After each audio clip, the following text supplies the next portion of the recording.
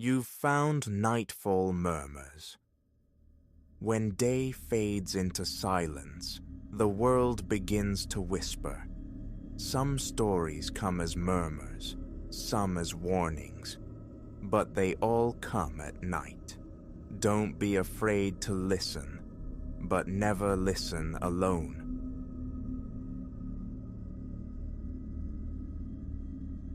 My fingers tremble, a ceaseless tremor against the cool, plastic casing of my camera as I cycle through the images captured within its digital heart. 20 minutes I've sat here, cocooned in the familiar upholstery of my sedan, engine silent in the driveway, the house looming mere yards away, yet utterly unapproachable. The LCD screen casts a ghostly blue pallor across my sweat-slicked face, a stark illumination against the encroaching twilight. This needs recording now, while the imprint of that place, that factory, remains branded sharp and hot behind my eye.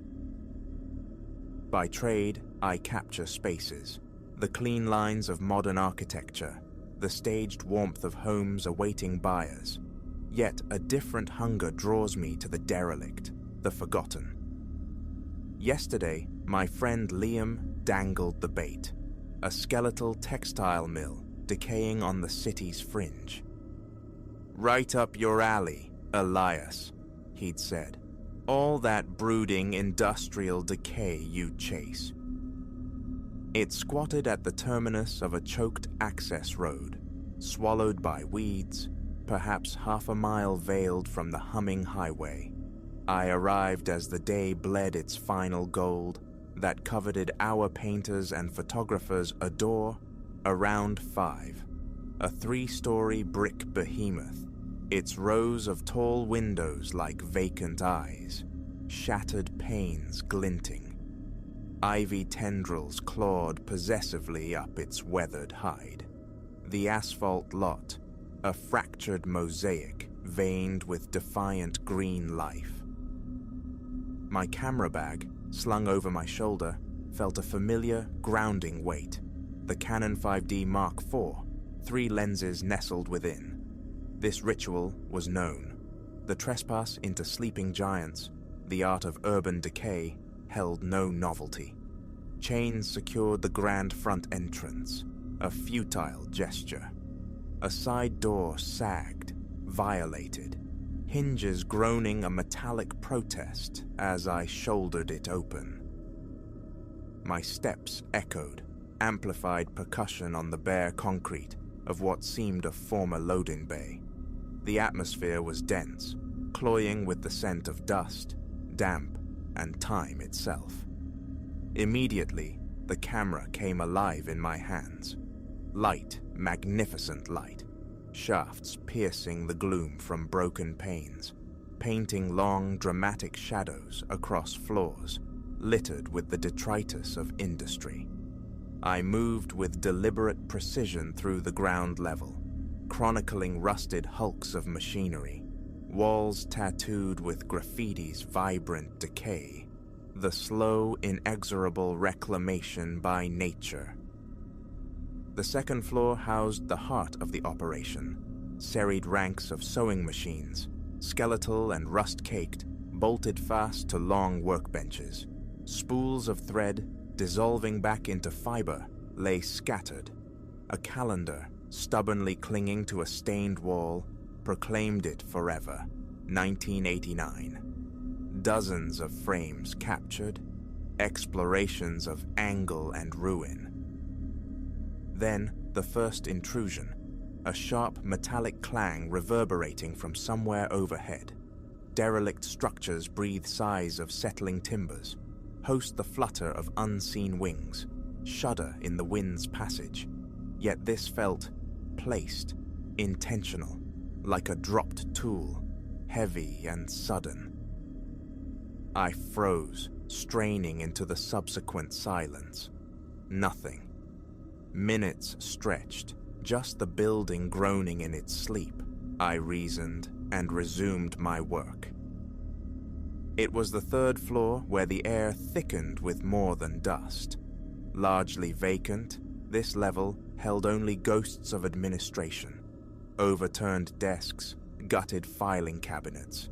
The lowering sun poured molten orange through western windows, striping the floorboards with dramatic, dusty light. Prime captures. Yet a quickening in my chest, a subtle shift in the atmosphere, heavy and watchful. The fine hairs on my forearms prickled, defying the evening's residual warmth.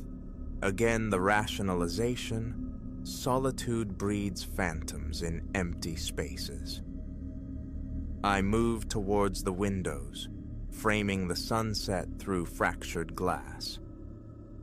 And the camera died, utterly black, no flicker of warning. A vexing, though not unheard of, drain from shooting in RAW. My fingers, clumsy now, fumbled in the bag for the spare battery. Why this tremor? The compartment clicked open, the fresh power source slotted home. The camera whirred back to life. I began reviewing the recent captures. That's when I saw it, embedded within an image of a second-story window. A face, not distinct, more a smear behind the grime and fractured reflections, yet undeniably human contours. Dark hollows for eyes, the faint suggestion of a mouth. I magnified the image on the small screen, partially obscured by glare, yet undeniably present. I hadn't seen a soul. The building had exhaled only emptiness. My pulse leapt. Frantically, I scrolled. Another window shot, different angle, the same visage, and again, and again. A spectral watermark imprinted on nearly every frame featuring glass. Its position shifted subtly, sometimes seeming to meet my lens, other times averted, gazing into some unseen distance within the frame. But the same face, irrefutably. A deafening crash directly overhead sent me staggering back, my camera meeting the concrete with a sickening crack. This was no settling groan, no startled bird. This was impact, violent and near. Snatching the camera, I bolted for the stairwell, my boots hammering a frantic rhythm on the metal treads. Another crash, closer now, echoing from the floor I'd just fled. A dragging sound pursued me, accompanied by footfalls that were distinctly not my own, seeming to emanate from the very walls. I hit the second-floor landing, sprinting past the silent sentinels of sewing machines. The sunset's fire had cooled, plunging the vast space into deepening twilight. A searing burn bloomed in my chest. Sweat plastered my shirt to my skin. A flicker in my peripheral vision. A dark form slipping between machines. No turn, no glance back, only acceleration. The first-floor stairs seemed an impossible distance. My camera bag thumped rhythmically against my spine. Another crash behind me, splintering glass this time. Landing hard on the ground floor, my ankle buckled, sending a jolt of agony up my leg. But momentum carried me forward. The exit beckoned, a pale rectangle of failing daylight framed by the broken door. More movement perceived in the peripheral gloom, more footfalls, gaining. The doorway seemed to recede with every lung-bursting stride. Then, expulsion, bursting into the bruised evening air, running without thought across the fractured lot towards the sanctuary of my car. Only there, hand scrabbling for the handle, did I risk a backward glance. The factory stood inert against the darkening sky. No flicker of movement in the vacant windows. Silence, save for the ragged tearing of my own breath, the frantic drumming in my ears. My hands shook so violently, the keys slipped twice before finding the lock. I hurled the camera bag onto the passenger seat, twisted the ignition. Tires spat gravel as I tore down the overgrown access road. Now, stillness in the driveway, motionless, staring at these cursed images. The face persists in every relevant shot. I've zoomed, manipulated contrast, desperately sought mundane explanations, tricks of light, pareidolia, but the knowing sits cold and heavy in my gut. And the face, it seems sharper now than in the factory's gloom, more defined.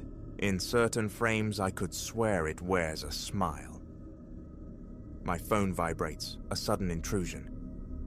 Liam. Elias, factory shots turn out okay? Silence answers him. Instead, my fingers, still unsteady, navigate to email, attaching the damning evidence, documentation, corroboration. Liam, look closely at the windows. Tell me it's not real. Tell me you see it. Send. The wait stretches, thick and suffocating. 5 minutes. 10. Another buzz. Liam's reply. What photos? Attachments are empty, mate. Just black files. I check my sent items. The email delivered. Thumbnails visible. Yet opening them reveals only void.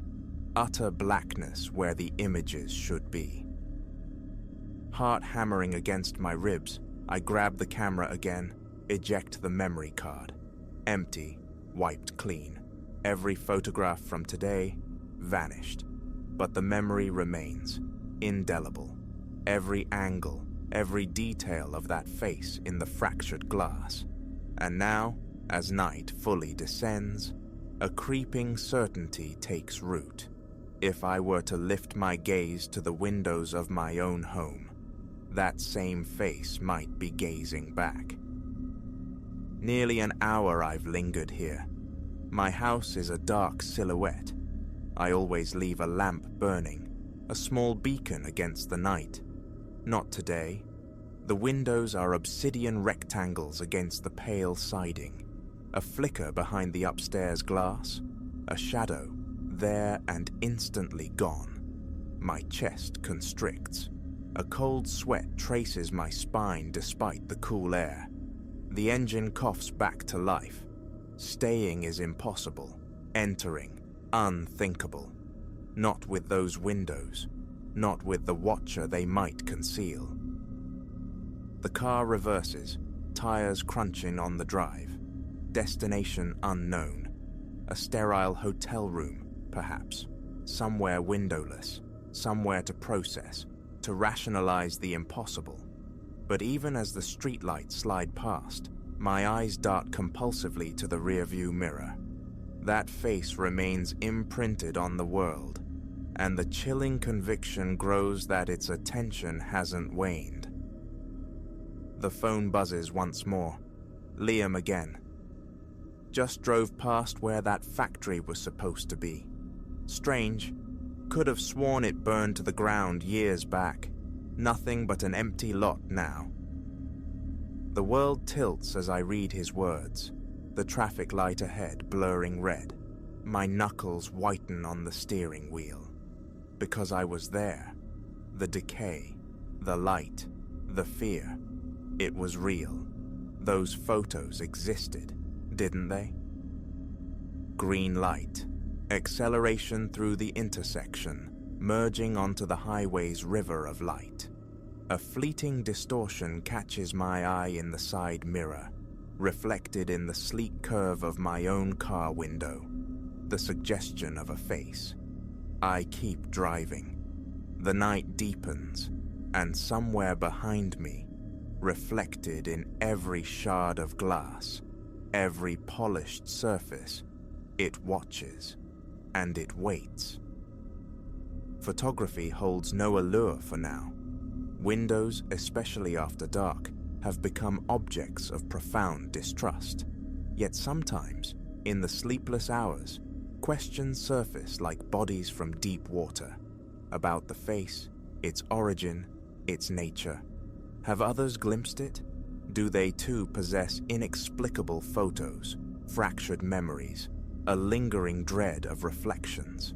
Are they out there like me, shunning windows, deleting images unseen, fleeing an indefinable, unforgettable presence? And does the face watch them too?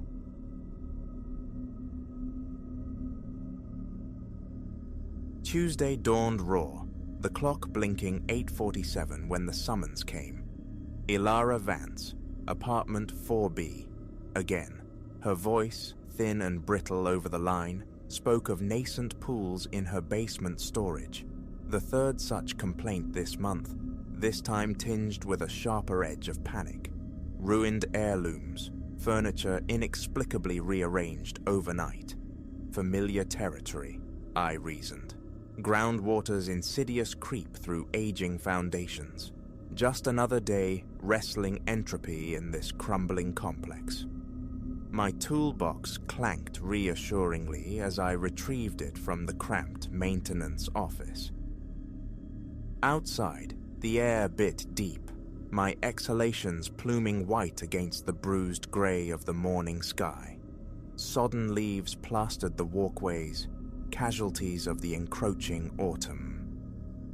Number 4 loomed ahead, the eldest sibling in this tired family of brick structures, a relic of the 60s whose subterranean storage warrens perpetually wept moisture.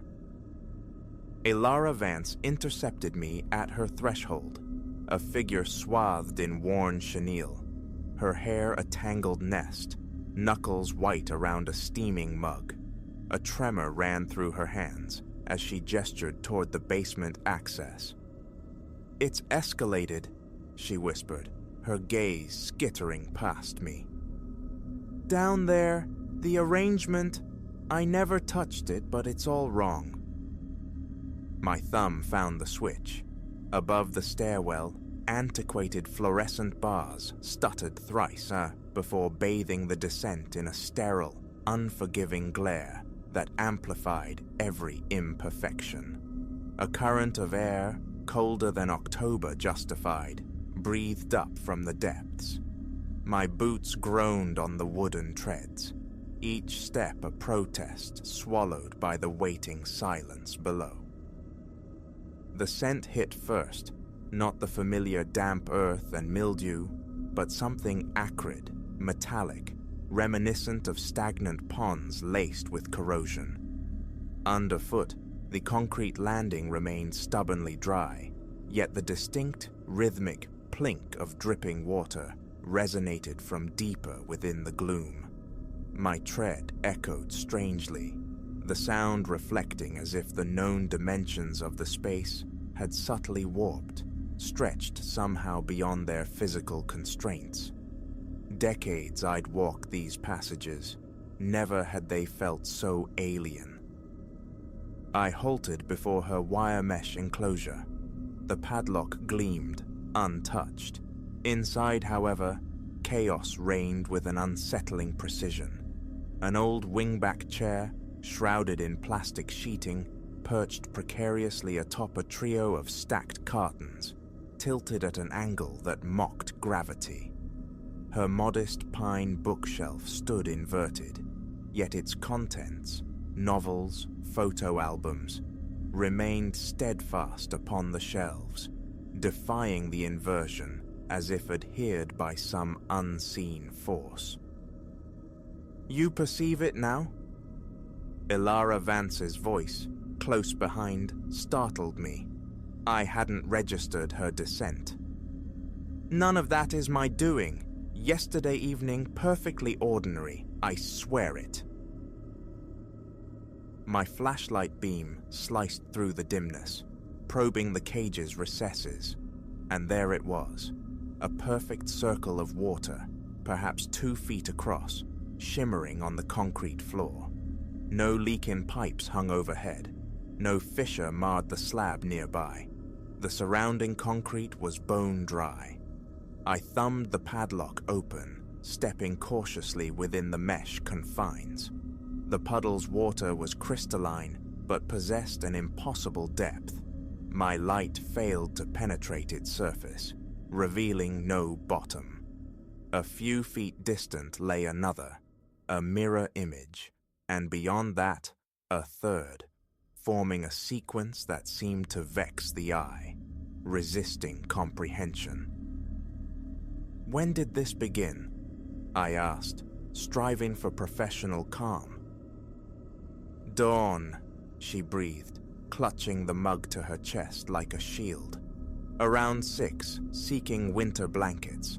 The furniture was already disturbed. Only one pool then, but more arrive. Hourly, almost.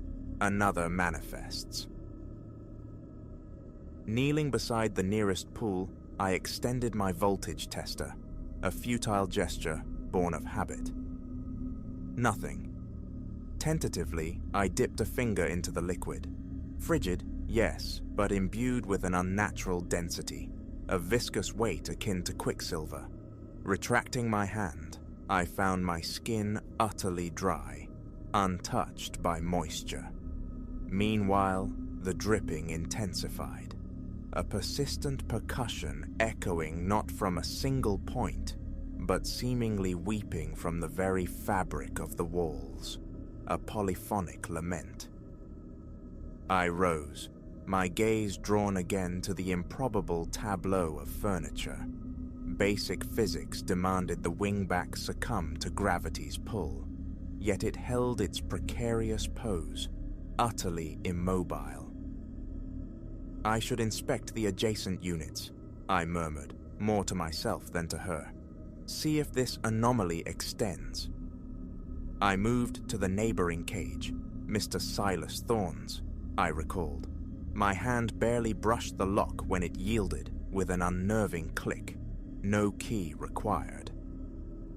Within, the space yawned vacant, save for a solitary wooden kitchen chair positioned dead center, its back turned resolutely toward the rear cinder block wall. Only days ago, Thorne had filled this space with cartons. The dripping crescendoed. Directly before my boots, the concrete seemed to sweat, then bleed, coalescing into another perfect circle of water. Its surface momentarily swelled upward, a convex lens straining against an unseen pressure from below. Ms. Vance, I began, turning. You need to return upstairs. Now. Phone the property manager. Insist on plumbers. Multiple firms. I'll remain here and... My words trailed off into the suddenly empty air. Ilara Vance had vanished. Where the stairwell entrance should have been, there was only seamless, impassive concrete. The overhead fluorescence spasmed. In the fleeting darkness, a distinct splash echoed from one of the pools. Light returned erratically, revealing the wooden chair in Thorne's cage now pivoted 90 degrees, facing me directly. Droplets clung to its seat, yet defied gravity, ascending languidly toward the ceiling where they vanished without trace. Retreating instinctively, my flashlight beam snagged on motion within Vance's unit. The wingback had subtly altered its impossible balance. From the inverted bookshelf, a single volume eased outward, hovering detached in the stagnant air. A profound chill permeated the space, instantly visible as thick plumes of my own breath. Frost feathered the edges of the puddles, intricate crystalline borders framing the still liquid centers, which now eddied with slow, deliberate currents. The dripping had coalesced into a steady, muffled cadence, the thrumming pulse of something vast and buried. Reaching the impassive wall where escape should lie, I pressed my palms against it. The concrete yielded slightly, disconcertingly pliant, almost vital. My fingers left shallow impressions that slowly oozed clear fluid. Beneath my touch, the wall seemed to throb with a sluggish, rhythmic life. A percussive crack reverberated, sharp as snapping bone. The wire mesh of the storage cages buckled inward, bars contorting at unnatural geometries. From every twisted joint and seam, water erupted, not falling, but streaming horizontally, vertically, weaving aerial tapestries of impossible flow. The wingback chair in Alara Vance's cage stirred definitively. It levitated from its precarious perch, drifting with eerie grace. The protective plastic shroud slithered away like shed skin, unveiling upholstery that seemed to undulate, a living textile. Its floral pattern had transmuted into a horrifying mosaic of countless miniature faces, mouths agape in voiceless torment. My flashlight sputtered, then extinguished. The fluorescence overhead instantly followed suit, plunging the basement into absolute suffocating blackness. In the void, the sound of something substantial, displacing water, erupted, splashes echoing from all sides, encircling me. Then came a noise like arthritic wooden joints complaining, the soft, insistent scrape of furniture dragged across concrete. My trembling fingers fumbled for my phone, its screen flaring to life, casting a feeble, inadequate cone of blue light. It illuminated a floor transformed, the concrete now possessing the unnerving texture of pallid skin, faintly rising and falling as if respiring. The scraping intensified, drawing nearer. My meager light grazed the corner of a table leg, the curve of a chair back, the edge of a shelf. The furniture, animate and malevolent, was converging, constructing a tightening perimeter around me. Water sheeted the walls and ceiling now, coalescing into shifting, non-Euclidean configurations that induced a visceral nausea.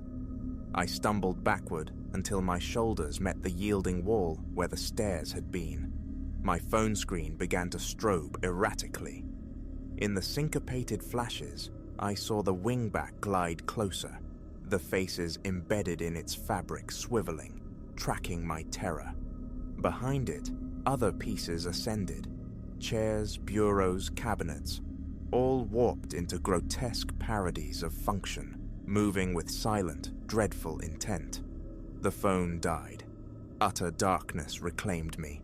A touch, icy and wet, brushed my shoulder. It felt like fingers, too many fingers, jointed incorrectly, exploring with a chilling curiosity. The omnipresent dripping escalated into a deafening cataract, swallowing the sound of my own ragged panic. Then, abruptly, harsh light flooded back. I stood at the foot of the basement stairs, blinking against the sudden glare. Ilara Vance occupied the landing above, her hand resting on the light switch, coffee mug still clutched tight. "Well?" she called down, her voice strained but ordinary. "Any sign of the leak? The water damage?" My gaze swept the basement, order restored. The storage cages stood uniform and benign. Furniture rested solidly on the concrete floor, precisely where it belonged. The pervasive dampness had vanished. The floor was dry. Except, within Ms. Vance's enclosure, the wingback chair had indeed been repositioned. It now sat squarely facing the mesh door, and marring its seat cushion was a dark, spreading stain, unmistakably shaped like a splayed hand. "Get a plumber," I managed, the steadiness of my own voice a surprise. "Better make it several firms, and Ms. Vance, stay out of this basement. Don't come down here again. Understood? Not by yourself, not for any reason." I ascended the stairs rapidly, resisting the urge to flee outright. At the top, a morbid compulsion made me glance back. A solitary, perfect circle of water had materialized in the center of the concrete floor. As I watched, a faint ripple disturbed its placid surface, emanating from its unseen depths, as if something immense had stirred in its slumber far below. I pulled the heavy door shut, the lock clicking with grim finality. Through the thick wood, I fancied I heard the dripping recommence, its rhythm subtly altered, almost linguistic. Ilara Vance was murmuring about deductibles and water damage claims, but her words were distant static. I was already moving across the parking lot, the frantic jangle of my keys amplifying my own internal tremor. My logbook listed 15 other service requests for the day. They would remain unaddressed. My route took me directly to the management office. The keys landed with a metallic clatter on the manager's cluttered desk. "I'm done," I stated, offering no further explanation. His sputtering protests faded behind me as I walked out into the cold daylight. In my car's rearview mirror, Building 4 dwindled. Just before rounding the corner, my eyes caught a flicker of movement behind the grime-streaked pane of a basement window, a fleeting darkness that seemed to flow upward. A trick of the light, perhaps, a shadow. I didn't pause to reconsider. I never returned. Mere days later, the local gazette carried the story. Number 4, evacuated due to sudden, severe structural instability. The report cited extensive, anomalous water damage within the basement levels and alluded vaguely to unexplained phenomena baffling engineering assessments. Ilara Vance was quoted, speaking of furniture rearranging itself and unsettling acoustics emanating from below ground. Condemned, the structure met the wrecking ball. Even that process proved problematic. The demolition crew walked off the job mid-task, citing persistent equipment failures and the inexplicable appearance of pooled water within entirely sealed-off interior spaces. The basement cavity itself, they eventually filled with concrete, pouring load after load until it brimmed, consuming nearly double the volume calculations suggested the space could possibly contain. Occasionally, my nocturnal drives take me past the site. It's a barren lot now, a featureless slab enclosed by chain link and cautionary placards. Yet, following a hard rain, pools collect on its surface, unnervingly perfect circles of water, arrayed in configurations that defy natural drainage. I never reduce my speed passing by.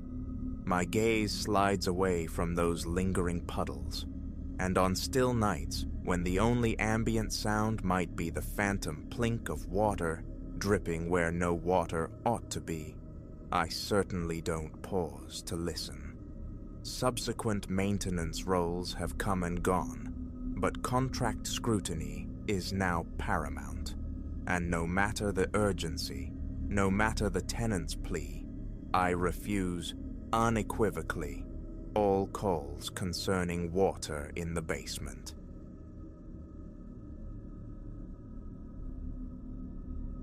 It was only my second night cocooned within the aged brickwork, yet already a filament of wrongness had begun to unspool. Supine in bed, the day's labor still heavy in my limbs, I became aware of a faint, dry friction from the apartment directly overhead. It mimicked the sound of feet being dragged, a hesitant scuff, scuff, scuff across the floorboards. Initially, I dismissed it as the resident above.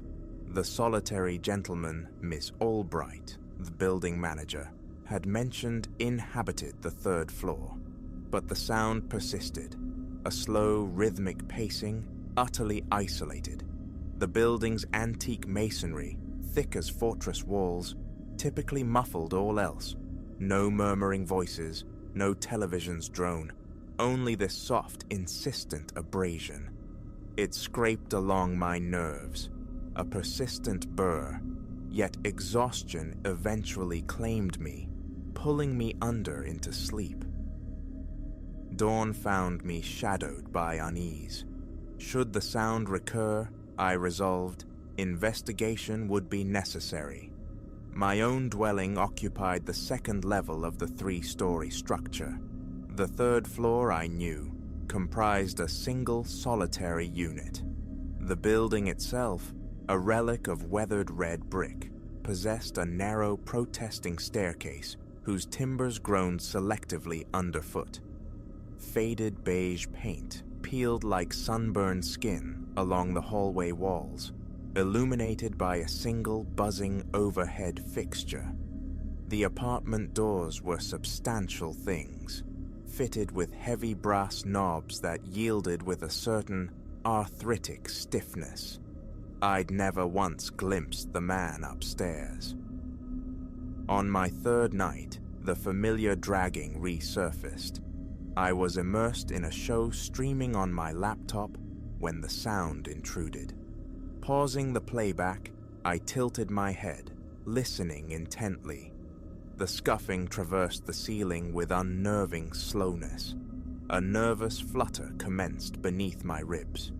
Rising, I clambered onto my sofa, pressing an ear flat against the cool plaster above.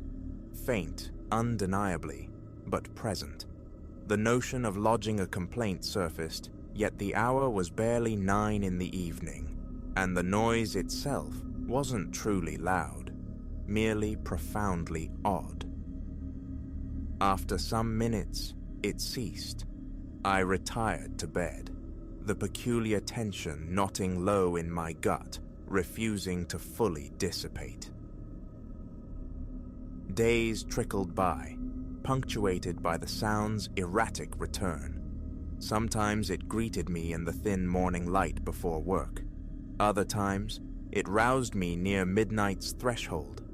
The character never varied. That soft, dragging measure across the floor, a pause, then the scraping resumed. Never the click of a latch, the groan of a hinge, nor the faintest whisper of human speech. Only footsteps. The truly unsettling incident occurred one evening upon my late return. The clock had slipped past 11. Fatigue clung to me like damp wool. Ascending the creaking stairs, I turned my key, the lock yielding with its usual click. The hallway light hummed dutifully, governed by its timer. Inside, I shed my coat, kicked off my shoes, dropped my bag. It was then I heard them, footsteps descending the staircase from the 3rd floor. Finally, I thought, the elusive neighbor. Pulling my door open again, poised for a greeting, I found the corridor utterly vacant. Yet the footsteps continued their descent, drawing nearer, the sound palpable despite the visual void. My stomach constricted. Rooted in my doorway, I listened, scarcely breathing, as the unseen tread passed the very space where a person should have stood, continuing its measured pace down towards the ground level. Then, silence descended once more. A glacial chill traced my skin. My heart hammered against my ribs like a frantic drum. Retreating inside, I secured the lock, leaning back against the solid wood. Perhaps, I reasoned desperately, it was an acoustic anomaly. Sound funneled strangely through the building's old veins. The plumbing, maybe, but this structure was typically tomb quiet. No clanking radiators, no gurgling pipes, only stillness, save for those deliberate dragging steps. Over the following week, I broached the subject with Ms. Albright. She offered a non-committal shrug, claiming no prior complaints of this nature. The upstairs tenant, she reiterated, kept to himself, rarely seen. Perhaps he's rearranging furniture, she ventured unconvincingly. The sound bore no resemblance to shifting cabinets or tables. It possessed the distinct cadence of ambulation. I also inquired of Mrs. Petrova, the woman residing on the 1st floor, if she'd noticed any peculiar footfalls. A polite but firm no was her only reply.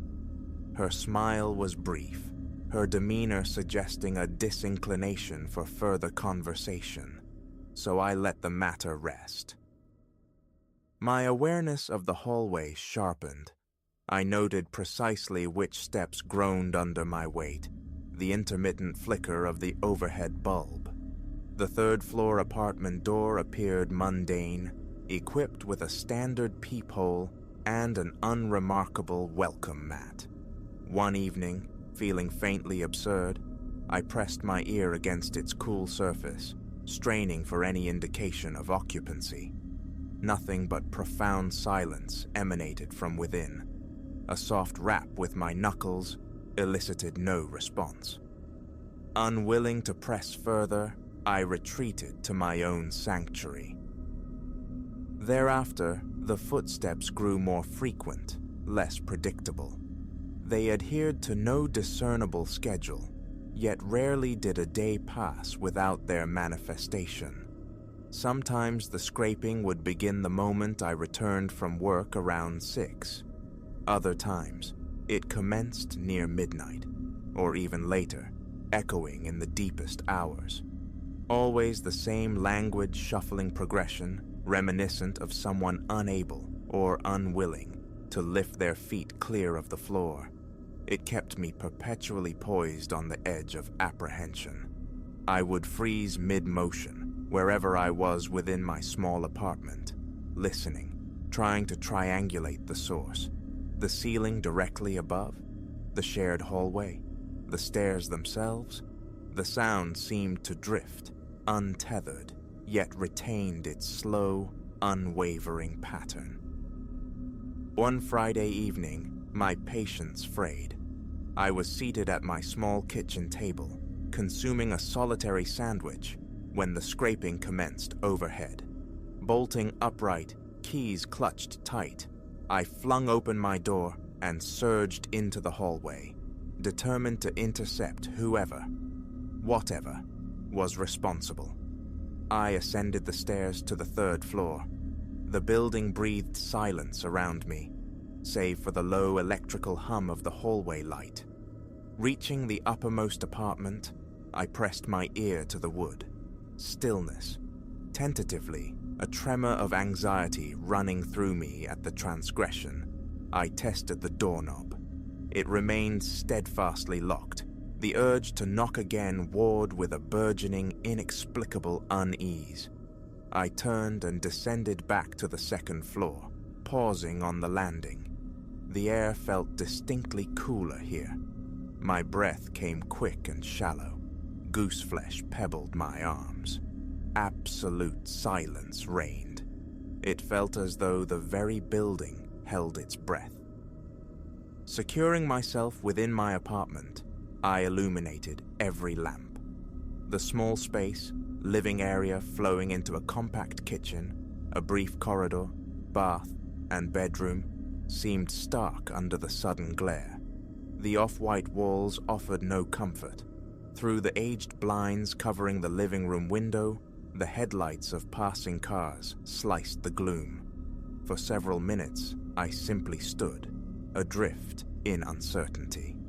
Eventually, I sank onto the sofa, activating the television, keeping the volume barely audible, a flimsy shield against the quiet.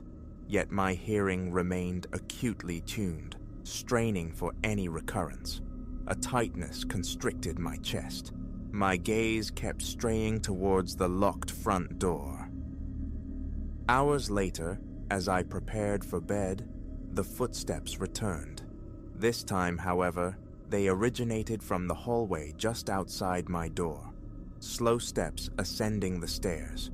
My heart commenced a frantic tattoo against my ribs.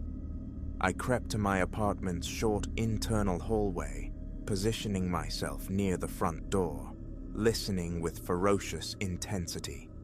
The footsteps reached my landing, paused directly outside my door. I held my breath, my palms slick with sweat. Then, the steps resumed their upward journey towards the 3rd floor. No voice accompanied them. No shadow slipped beneath the doorframe.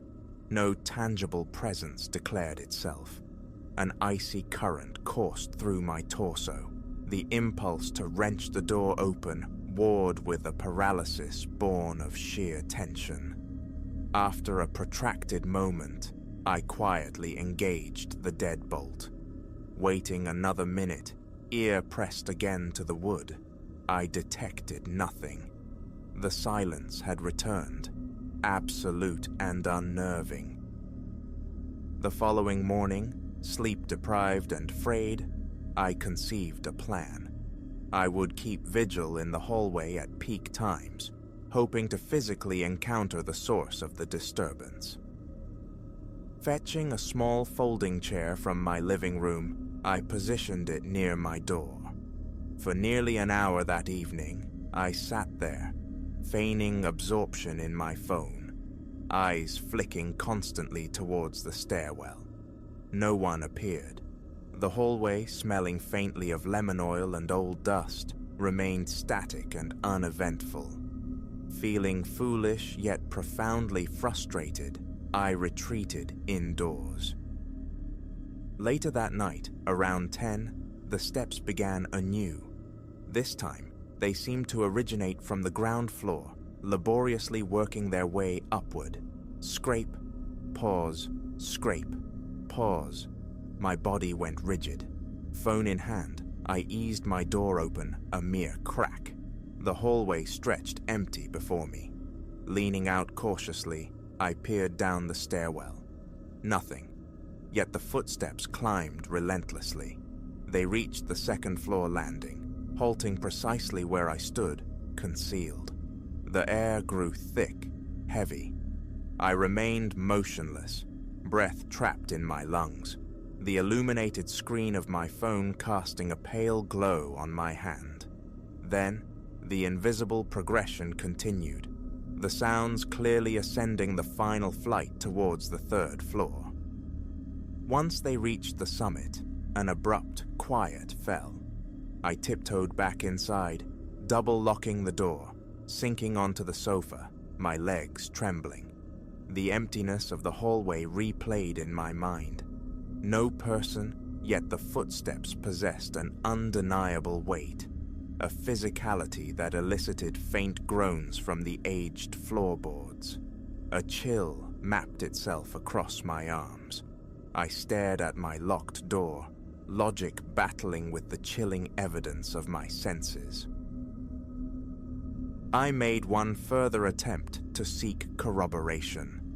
Knocking on Mrs. Petrova's door on the first floor yielded only a sliver of entryway, and her repeated insistence that she had nothing to report.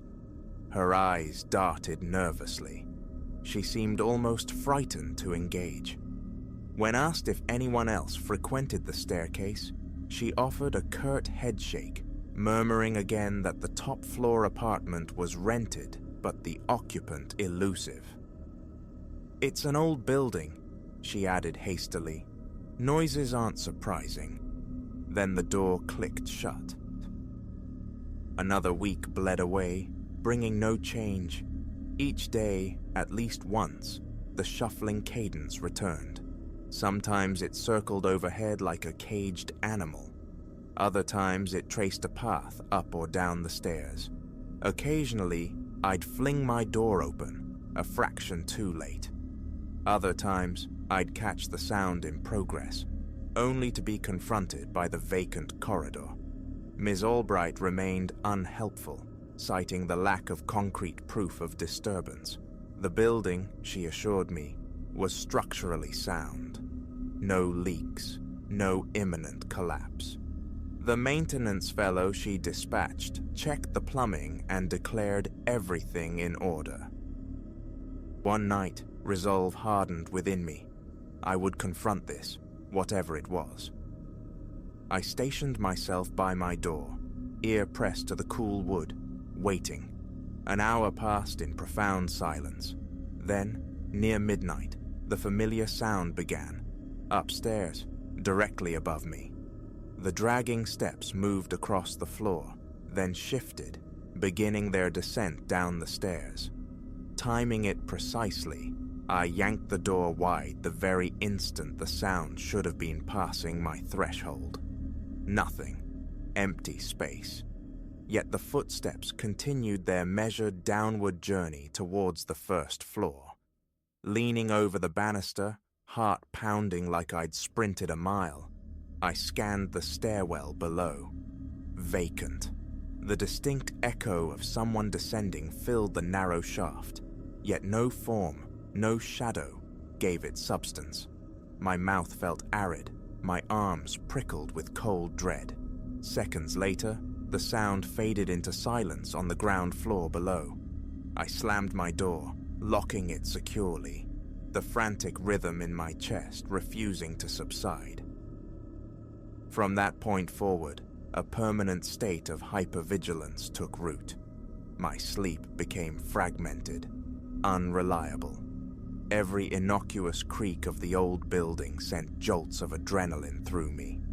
The knot of tension in my chest became a constant companion. Focusing at work grew difficult, my thoughts persistently snagged on the phantom footsteps. Returning home each evening meant pausing in the hallway, steeling myself against the possibility of hearing them again. Some nights offered blessed silence, others brought multiple episodes of the shuffling passage. I'd open my door repeatedly, staring into the empty space, searching for optical tricks, for auditory illusions. But the faint vibration I sometimes felt through the floorboards under the sound lent it an undeniable reality. So real, yet utterly incorporeal. Weeks have now passed, mired in this unsettling stasis. Sometimes, feeling desperate, I speak aloud into the quiet apartment, addressing the unseen walker. "Hello?" I call out. "Is anyone there?" My words meet only silence. The footsteps, if present, never pause, never react, simply continuing their predetermined course until they cease of their own accord. There have been moments, standing near my door, when the air itself felt heavier, charged with an unseen presence, yet the peephole consistently reveals only the empty, dimly lit corridor. The conviction that the footsteps belong to someone, or something, invisible, is inescapable. It terrifies me, yet it also instills a deeper, less definable unease, a sense of reality fraying at the edges. Leaving crosses my mind constantly. The rent is affordable, the apartment adequate, but this pervasive tension erodes my sense of sanctuary.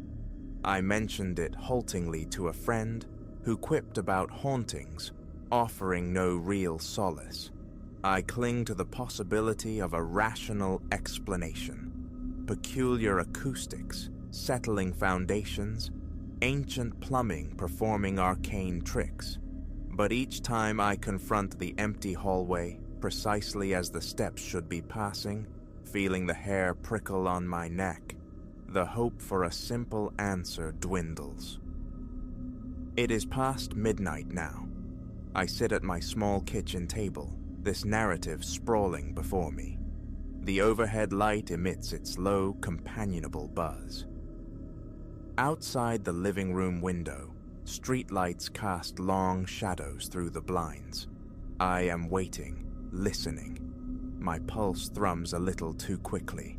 My shoulders are hunched with tension. Just now, a faint creak echoed from the stairwell.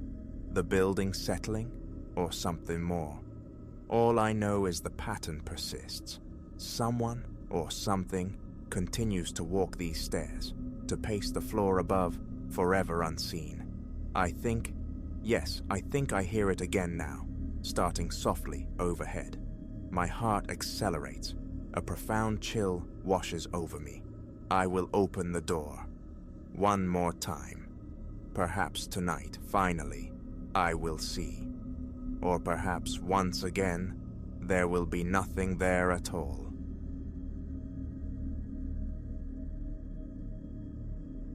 A crystalline edge defined the pre-dawn air, the kind that scoured the lungs clean, lent buoyancy to every step.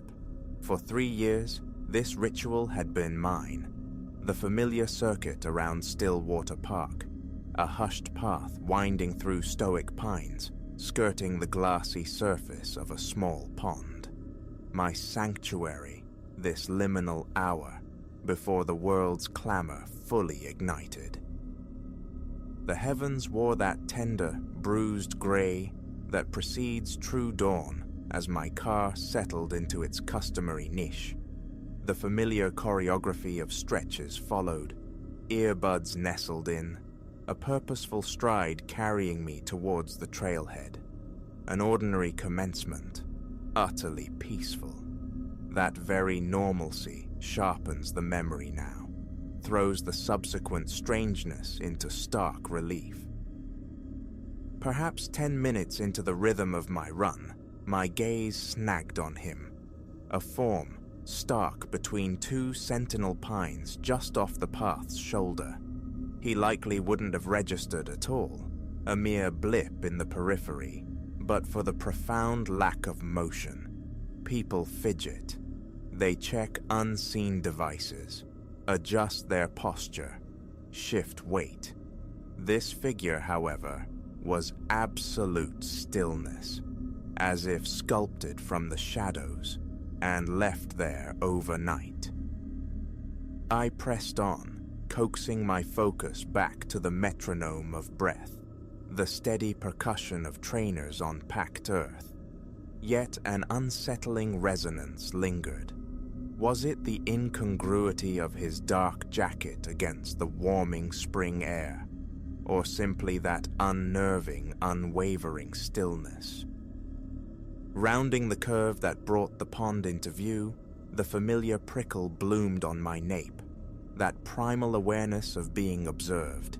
A swift scan confirmed it. There, displaced yet identical in his profound inertia, oriented towards me now. My pace instinctively increased, a subtle acceleration I tried to dismiss as paranoia. Stillwater Park welcomed many solitary souls at this hour. Some were merely eccentric. But upon completing another loop, finding him positioned again, significantly closer to the path, my heart commenced a frantic drumming that had nothing to do with exertion. One earbud was yanked free, a desperate bid for sonic clarity in the suddenly fragile quiet. Birdsong stitched the air, high and thin. Distantly, a car door punctuated the silence. Mundane, reassuring sounds, rendered remote by the rising tide of my own ragged breathing and footfalls. A deviation seemed prudent. I veered onto the shortcut bisecting the park's grassy heart, abandoning the loop's predictable arc. As I turned, a flicker of motion snagged my periphery. He'd translocated again, and conviction settled cold and heavy. He was unequivocally tracking me. Poised near a weathered bench, his face obscured by shadow, yet undeniably angled my way. Options warred within me. Retreat to the car meant passing nearer his current position. Continue forward, towards the park's more frequented section. Though frequented at this nascent hour might mean encountering a single dog walker, little more. I lengthened my stride, projecting a confidence I didn't feel, recalling some half-remembered advice about predators and fear. The path twisted, momentarily swallowing him behind a dense cluster of rhododendrons. When that sector of the park reappeared, ice water seemed to sluice through my veins. He had closed the distance considerably. Now, proximity should have granted clarity, revealed his features, but my eyes couldn't seem to resolve his face, like straining to grasp the specifics of a dream figure upon waking. The park's only other occupant, an elderly gentleman ambling with his terrier near the distant playground, offered no solace, too far removed to be any kind of bulwark. My phone became a talisman, held aloft as I feigned conversation, my voice a thin tremor. "Hey, yeah, almost finished here," I murmured into the void. "Stillwater Park, yes, back at the car in 5. A glance confirmed the shrinking distance. All subtlety shed, he stood sentinel near the asphalt, observing, waiting. I felt the weight of his scrutiny, a palpable pressure, though his visage remained a frustrating blur. My legs turned leaden, mimicking the slow-motion panic of a nightmare pursuit. Another abrupt change in direction, angling now towards the main entrance. The pounding in my chest, a painful counterpoint to my accelerating feet. A fierce urge to look back, warred with the certainty that confirmation of his pursuit would be more terrifying than the ambiguity. The scuff of soles on pavement, not mine, made the decision academic. A backward glance, compelled. He wasn't running. He drifted, an impossible fluidity carrying him along the path, effortlessly mirroring my panicked velocity. His movement was uncannily smooth, asynchronous, like footage played at an incorrect speed. Raw flight took over. I sprinted, shedding any pretense of composure. The park entrance yawned, impossibly distant. Lungs burned, the roar of blood in my ears threatening to engulf all other sound. Almost, but not entirely, because beneath it I registered footsteps, unnervingly close. The sanctuary of the parking lot. I lunged for my car, keys trembling against the fob, fumbling the unlock button. Yanking the door open, I scrambled inside, thumbing the lock immediately. Gasping, I scanned the lot. He stood at the edge of the tree line, framed by the dark moor of the pines, perfectly still once more, watching. The engine caught, tires squealed as I reversed too fast, nearly colliding with a vacant shopping cart corral. Pulling away, my eyes darted compulsively to the rear-view mirror. He hadn't moved, didn't pursue, just stood, a fixed point of stillness receding as I fled. I drove directly home, the chill of sweat clinging colder than the morning air.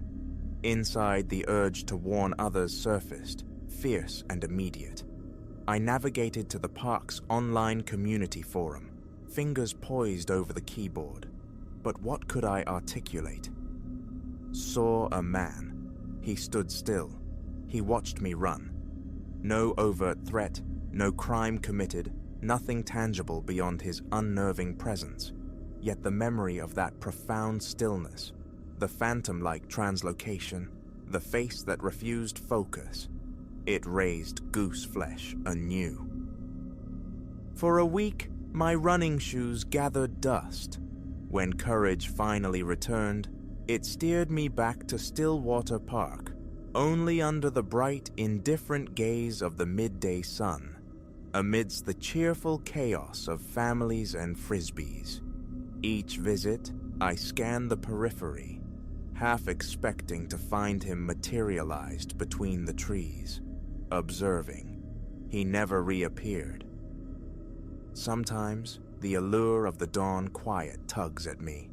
I miss the solitude, the meditative peace of the near-empty park, but the image resurfaces, that inert figure, the chilling certainty of being prey. Some tranquility, I've learned, demands too high a price. I still run, but never solo, never in the vulnerable cusp of dawn, and never again through the whispering pines of Stillwater Park.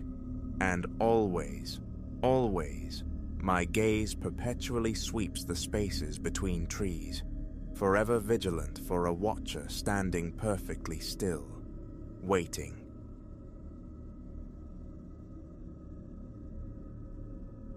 An insidious rasping emanated from the wardrobe, swelling, demanding attention. Ilara went utterly still, the dense weight of her neurobiology textbook a forgotten pressure on her lap. The sound shifted texture, from a tentative scrape against timber to a desperate, clawing scrabble. Something resided within the shadowed confines of her wardrobe, something frantic to be free, and a visceral dread coiled in her stomach at the prospect of discovering its nature. Ilara. Until this precise moment, the zenith of her anxieties had been the looming specter of her behavioral science exam. It was almost comical, the velocity with which mortal terror could eclipse academic pressure. The evening had begun mundanely, another caffeine-saturated, late-night immersion in study within the sterile confines of her university accommodation.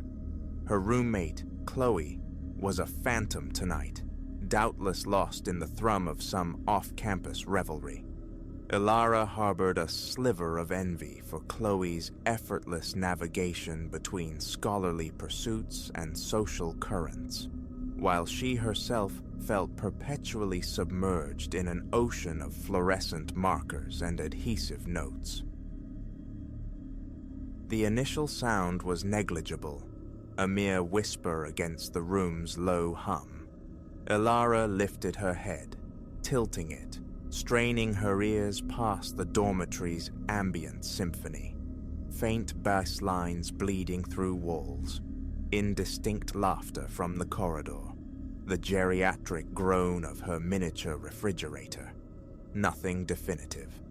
With a dismissive sigh, she bent back to the intricate diagrams of the human brain. But then it returned, distinct this time, a delicate, rhythmic abrasion, like fine grit sandpaper on aged wood. Undeniably, it issued from the wardrobe. Her pulse quickened, a frantic drummer against her ribs. She carefully placed the textbook aside, her gaze locked onto the innocuous white plane of the wardrobe door. "Is anyone there?" The words felt absurd, dissolving into the quiet air. What response could she possibly anticipate? Only silence answered, thick and expectant. A shaky chuckle escaped her. "Pull yourself together, Ilara," she whispered, fingers raking through the tangled nest of her hair. "Stress is making you hallucinate." She retrieved her book, resolutely attempting to re-engage, but the text warped and blurred, her focus shattered. Every few heartbeats, her eyes flickered unwillingly towards the wardrobe, half imagining the door easing open on silent hinges. It was then the scratching erupted in earnest. No longer subtle, it was a frenzied scrabbling, sharp and insistent, raising gooseflesh along her arms and the nape of her neck. Her breath hitched, her mind, a frantic carousel, spun through unlikely culprits. A trapped squirrel? A monstrously large insect? How could anything penetrate the solid structure? Rising slowly, her limbs felt strangely distant, vibrating with suppressed adrenaline. One impulse screamed at her to flee, to burst from the room and never glance back. Yet a stronger, more perilous current, the innate curiosity that had always been her undoing, drew her inexorably forward. Her hand, visibly trembling, reached for the cool metal of the knob.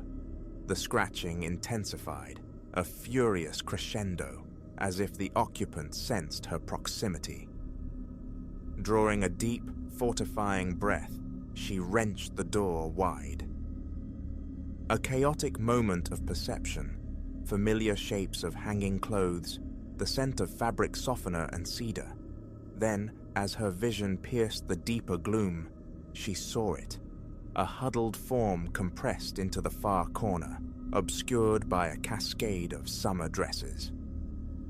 Ilara stumbled back, a scream building in her chest, but it died before it could ignite the air. The figure launched itself from the shadows with startling, unnatural velocity. One instant it was a crouched silhouette amongst her belongings. The next it stood directly before her, a cold hand clamped firmly across her mouth, stifling the strangled cry. She found herself staring into eyes that were wide, luminous, and utterly desperate. "Please," the apparition breathed, the voice a strained whisper. Ilara registered with a jolt that it was a girl, young, perhaps her own age. "Please, you must help me. They are coming." Wrenching the hand from her face, Ilara retreated until the edge of her desk pressed hard against her spine. "Who are you?" she demanded, her voice a ragged tremor. "How did you get into my wardrobe?" The girl shot a terrified glance towards the window before her gaze snapped back to Ilara. No time for explaining. They will be here. Any second. You must hide me." "Hide you? From who? What is happening?" The questions spilled out, a frantic cascade as her mind struggled to assemble the impossible fragments. The girl opened her mouth to answer, but a sound sliced through the night air, preempting any explanation. A howl, long and desolate, yet threaded with something predatory, something insatiable. All color bled from the strange girl's face, leaving it stark white. "They're here," she whispered, the words barely audible. Compelled by a morbid curiosity, Ilara moved to the window, peering down into the shadowed quad below. Initially, only familiar darkness greeted her. Then, a flicker of movement snagged her attention, indistinct shapes flowing across the manicured lawn with an unnerving speed, converging directly on her dormitory building. "What are they?" she breathed, the question almost swallowed by her own fear. The girl materialized beside her at the window, her slight frame rigid with tension. "Pursuers," she stated, her voice low and grim. "They hunt me. They will not cease until I am found." Ilara turned, truly seeing the girl for the first time under the focused beam of her desk lamp. She was ethereally pale, her skin possessing an almost translucent quality. Her clothing was torn and grimmed, testament to a desperate flight. But it was her eyes that held Ilara captive. Ancient eyes, filled with a profound weariness that seemed utterly incongruous with the youthfulness of her features. "Why? Why are they hunting you?" Ilara asked, even as a primal instinct shrieked at her to cease questioning and simply run. The girl met her gaze directly, and for a fleeting second, something flickered deep within those irises, something not quite human. "Because of what I am," she answered softly. "Because of this." As if demonstrating a simple parlor trick, she extended her hand, palm upward. Before Ilara's disbelieving eyes, a small, vibrant flame materialized, dancing and undulating with an impossible, sentient energy. Ilara recoiled, stumbling back against the desk, her mind reeling from the blatant violation of reality. This wasn't possible. Such things belonged to fiction, to fever dreams, not to the third floor of Rutherford Hall on a mundane Tuesday night. Another howl ripped through the darkness, closer now, chillingly close. The girl instantly extinguished the flame, her eyes pleading. "Please, she implored. "I know this is madness. I know you have no reason to believe me, but if they find me, they will kill me, and they will eliminate anyone who obstructs them." Elara glanced back towards the window. The shadows were now at the building's entrance. Moments. That was all they had. They would be... A decision crystallized within her then, sharp and irrevocable. A choice that she somehow knew would irrevocably alter the trajectory of her existence. "All right," she said, astonished at the steadiness of her own voice. "I'll help. What do we do?" Relief washed over the girl's face, smoothing some of the tension. "Thank you," she exhaled. Then, shifting instantly to practicality. "We must leave, now. Is there another way out of this building? Not the main entrance?" Elara nodded numbly. "Fire escape, end of the hall, but we're 3 floors up." "Acceptable. I can manage the descent." She held out her hand towards Elara. "Do you trust me?" A heartbeat of hesitation, a final flicker of rational objection, then Elara took the offered hand. It felt unnaturally warm, almost feverish. "I must be certifiably insane," she muttered under her breath. A grim smile touched the girl's lips. "Perhaps, but insanity is preferable to annihilation." They moved with urgent synchronicity, Elara snatching her backpack, stuffing in essentials with fumbling hands. As they reached the door, she paused, her gaze snagged by the tableau of her desk. The open textbook, the scattered notes, surreal artifacts from a life abruptly rendered obsolete. "We must go," the girl urged, her grip tightening. Elara nodded, wrenching her eyes away. Slipping into the dimly lit corridor, they heard it. Heavy, pounding footsteps ascending the stairwell. The pursuers were inside. They sprinted down the hallway, their footfalls absorbed by the worn, institutional carpet. The red exit sign marking the fire escape pulsed ahead, a desperate beacon. Just as they reached the heavy metal door, another door further down the corridor burst inward. Elara risked a backward glance and immediately regretted it. The entity framed in the doorway was only vaguely humanoid, its form rippling, shifting, like liquid shadow, struggling to coalesce. "Run!" the girl screamed, shoving Elara bodily through the fire exit door. The biting cold of the night air struck Elara like a physical blow as they stumbled onto the narrow metal platform. Without pause, the girl vaulted over the railing, pulling Elara along with her. A scream lodged in Elara's throat as gravity claimed them. Then, impossibly, their rapid descent slowed, softened, as if cushioned by an unseen current. They landed with jarring softness on the damp grass below. Above, guttural snarls mingled with the shriek of tortured metal as the pursuers reached the now empty fire escape. "This way," the girl commanded, already sprinting towards the dark boundary of the adjacent woods. "Into the trees. I can lose them there." Elara followed, her legs pumping automatically, detached from conscious thought. Crossing the exposed expanse of the quad, she heard a heavy thud behind them. The pursuers hadn't bothered with the stairs. They had leaped.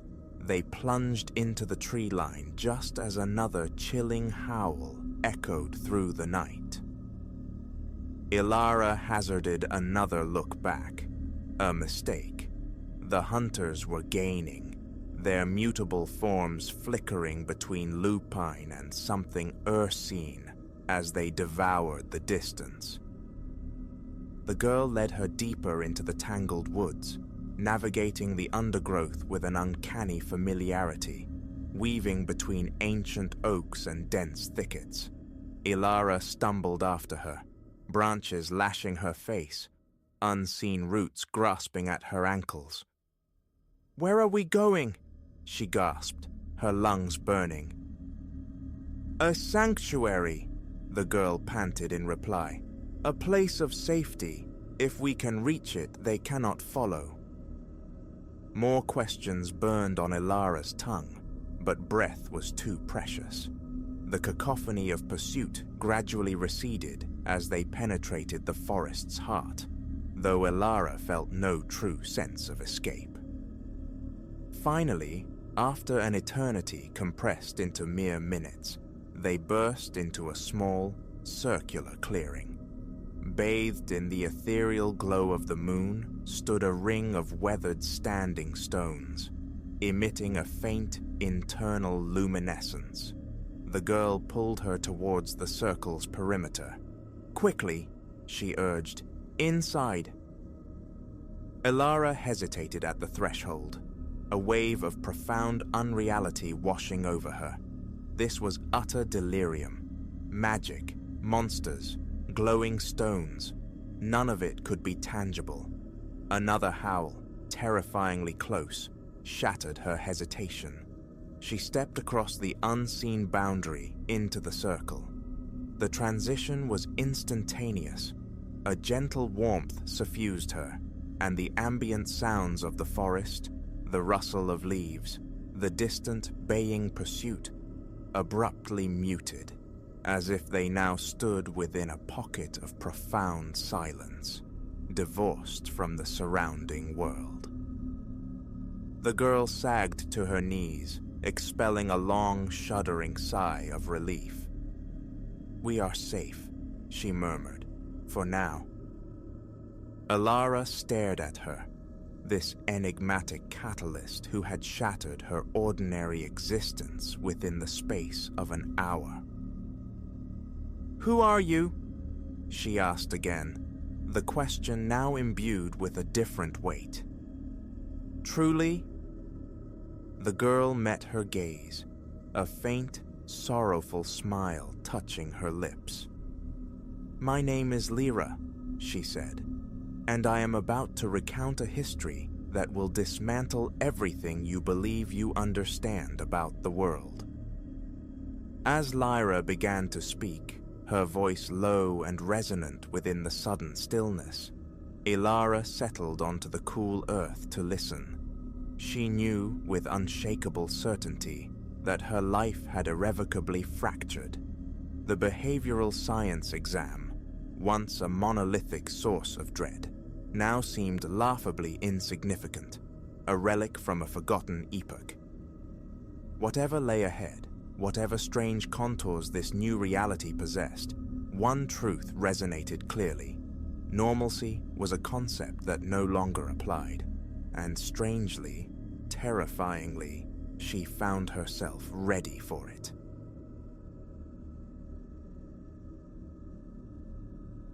Night, I had imagined, would be a sanctuary here. I came seeking the hush of evenings brushed cool by the sea, an untangling from the city's snarl of noise and relentless urgency. Peace was the currency I sought, and initially the coastal dark delivered. Sleep came readily, deep and dreamless. Mornings dawned free of the familiar throb behind my eyes. But then came the whispers, eddies of local lore concerning a particular inlet screened by a barricade of fractured stone, a place they called Black Sand Bight. Strange resonances, they murmured, manifested there past the midnight hour, peculiar acoustics, cryptic geometries scoring the sand. Tremors felt through the soles of one's feet. Keep clear, the warnings came, veiled or direct, yet prohibitions only ever stoked a contrary fire in me. A moonless night beckoned, and I answered. It was then I grasped the truth. The tales were not fanciful exaggerations. Something dwells in that cove, something far more unsettling than rumor could capture. My rented cottage, a compact single-bedroom affair perched near the coastline, sighs and settles with every gust off the water. Its age is palpable in the groaning timbers, yet there's a certain solace in its unadorned simplicity. Through the living room pane, the ocean is a shifting canvas of grey and blue. My daily constitutionals often trace the ragged perimeter leading toward the bight.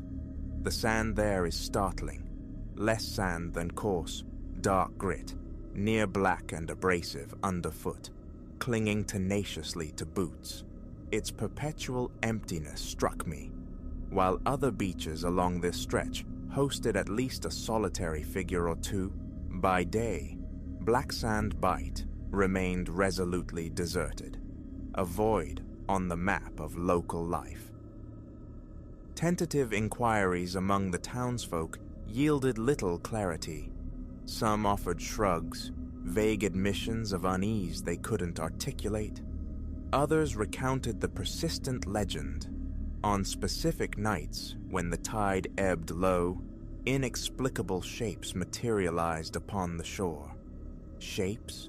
Pressed further, their descriptions diverged. One man spoke of impressions like footfalls in an ordered sequence, though his gaze slid away as he spoke. Another mentioned hearing, carried on the wind near the water's edge, a profound, rhythmic breathing.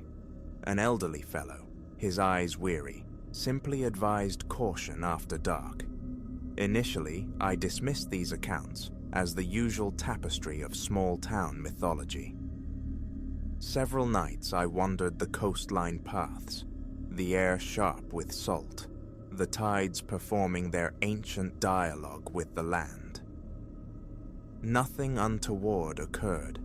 Calm settled over me with the sea mist.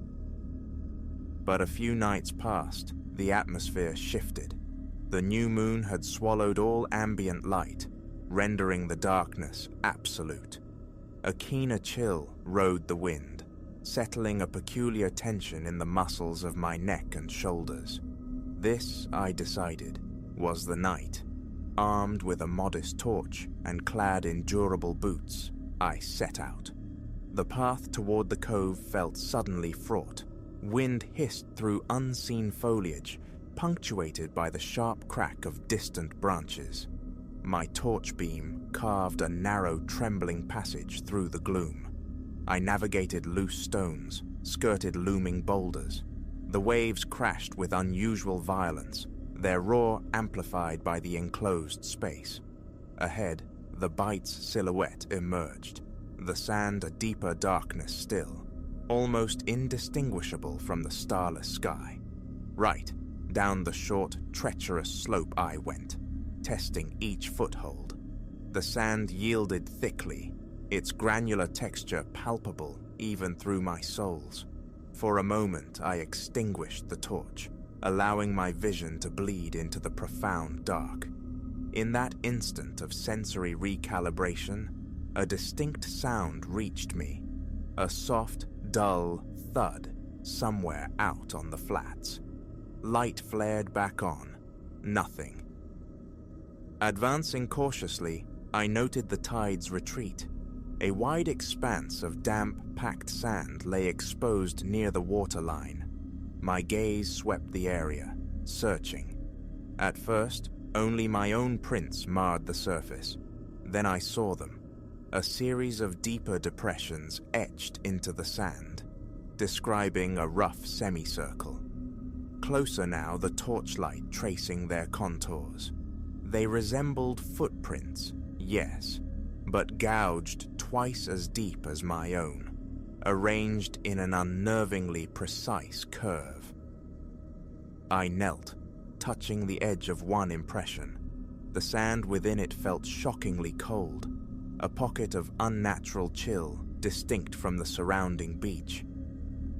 Standing, scanning the shore, I realized the pattern continued. extending further up the beach, forming a near-perfect circle. A cold knot formed in my gut, my heart beginning a heavy, insistent rhythm against my ribs. My breath hitched, palms grew damp. A peculiar, vibrant hum seemed to resonate within my chest. "Stay calm," I instructed myself. "Examine this rationally." I began to follow the line of prints, walking parallel to them. Each impression shared the same morphology, a defined heel, the splay of toes, yet they were immense, driven deep into the substrate, as if something of great weight had repeatedly stamped the ground. Then came a new sound, a powerful, drawing inhalation, the sound of massive lungs filling, then expelling air rapidly. It seemed to emanate from behind me. I spun, torch beam slashing the darkness. Nothing. Only the empty shore. The fine hairs on my arms prickled. I swept the light again, my own tracks trailing back, the circle of cryptic prints to my right. The breathing sounded again, this time seemingly from my left. I pivoted sharply, a spike of pure fear lancing through me. Again, nothing but darkness and the remote glimmer of the sea. Every nerve screamed retreat, yet a perverse curiosity held me fast, a need to comprehend. I moved toward the water's edge, seeking to determine if the pattern persisted there. The tide had withdrawn further, leaving the wet sand gleaming faintly under the veiled starlight. As I approached, I witnessed it. More prints were forming, not already present, but appearing sequentially, the sand compacting, indenting before my eyes, pressed down by an invisible weight. My chest constricted. The frantic drumming of my heart became almost audible. I fought for steady breaths, but they came only in ragged gasps. My hand, holding the torch, began to tremble violently. I backed away, intending to flee, but my legs felt leaden, recalcitrant. It was then I noticed the prints initiating a new configuration, a fresh circle beginning to materialize, seemingly enclosing the space where I stood. I watched, transfixed in horror, as new impressions appeared, linking up, defining a wider ring that contracted inward with each successive mark. The agent remained unseen, yet the air grew thick with a palpable pressure, weighing on my lungs, akin to standing near some immense, unseen electromagnet. My stomach roiled. My own voice, when I forced it out, was a thin, wavering thing. "Who's there? Show yourself!" Silence answered, save for the return of that harrowing respiration. Closer now, it seemed to circle me. A predator's pacing made audible. The sheer depth of the prints suggested immense force. I turned to run, aiming for the slope, the rocks, the path back to the main road. But the sea had surged inland with startling speed. Water now covered a significant portion of the sand I'd crossed moments before. The wind intensified, whipping cold spray against my face, the taste of salt sharp on my tongue. My legs felt numb, disconnected, yet I forced them into motion, seeking purchase around the encroaching water. Moving rapidly along the cove's inner curve, I felt it, a grip, cold and vice-like, fastened around my right ankle. Not a hand of flesh, but an undeniable pressure, strong and frigid. My balance faltered. I nearly pitched forward but wrenched my leg free with a desperate heave. Panic surged, hot and metallic. Something, I sensed, sought to drag me back toward that terrible, forming pattern. I fought it down, plunging forward into water that climbed to my calves. The icy shock was bracing, but I pressed on. Then another seizure, this time on my left leg, powerful enough to steal my breath. I swung the torch wildly, anticipating some grotesque appendage, but saw only my own limbs submerged. Yet the pull persisted, yanking me backward. My foot slid on the slick sand. I went down to one knee, water splashing my face. Heart hammering, lungs burning, I regained my footing and edged along the base of the rock wall, the water rising swiftly, the sodden sand sucking at my boots. A backward glance revealed the footprints now arranging themselves into a spiral, overlapping circles converging toward the beach's center. The breathing sound pulsed, short, harsh bursts like a panting beast, yet still utterly invisible. I reached the cove's far end, where the rocky incline began. Scrambling upward, my hand slipped on wet stone. My chest felt banded with iron. A low vibration hummed through the rock beneath my palms, each handhold trembling faintly. My throat was painfully dry. Attempts to swallow resulted in choked coughs. Using the torch to pick out precarious footholds, the wind tearing at me, I tasted salt and fear. Finally, a narrow ledge offered purchase. I hauled myself up, torch clamped momentarily between my teeth, free in both hands. Sweat slicked my palms, threatening my grip. Below, the tide surged, waves washing over the dark sand, erasing the prints. Yet the sense of being pulled remained, intangible tethers reaching for me.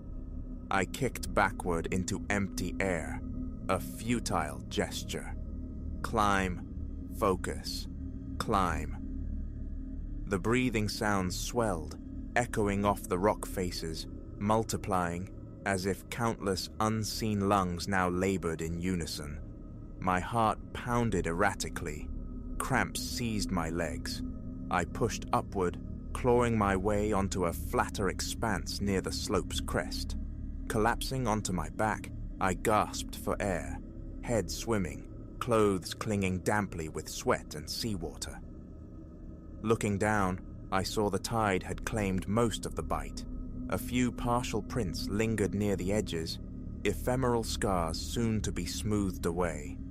But the breathing persisted, seeming to emanate from the very rock, the water, the air around me. My arms were numb with cold. My hands wouldn't stop shaking. Rising unsteadily, I continued along the rocky path, picking my way with care, torch beam fixed on the treacherous ground. Every few steps, I cast frantic glances behind me, half expecting some monstrous form to be scaling the rocks in pursuit. Only the restless waves met my gaze. My throat remained constricted, mouth parched. My mind screamed run, but the terrain forbade it. A slip, a fall here, would be disastrous. Minutes stretched into an eternity before I finally regained the familiar path leading toward my cottage. The wind still bit, the darkness felt oppressive, but the ground underfoot was blessedly even. My torch flickered, threatening to die. A sharp rap restored its beam. I propelled myself forward until the silhouette of the small wooden gate to my yard materialized. Its latch protested with a rusty squeal. I stumbled through, slammed it shut, and sank onto the porch chair, my entire body seized by violent tremors. Sweat plastered my hair to my forehead. My shirt was a cold, damp second skin. My fingers felt clumsy, stiff, barely able to manage the laces of my boots. I sat there for a long time, staring back down the path, listening. The unearthly breathing had ceased, replaced by the familiar sigh of the wind through the pines, the distant sibilance of the surf. Temporary safety, perhaps, but my heart refused to slow its frantic pace. I haven't returned to Black Sand Bight. The ocean's nocturnal murmur still reaches me, the sea air still carries its chill, but something within me has irrevocably shifted. The memory of those deepening prints, the icy grip on my ankles, the geometry of terror etched in the sand, these things remain. The sensation of being encircled by an unseen force, the rising tide, the inexorable pull toward the depths. For now, I keep my distance. I have no desire to learn what happens upon a second encounter. That presence lingers, a cold weight in the coastal air, and I have no intention of testing its patience again.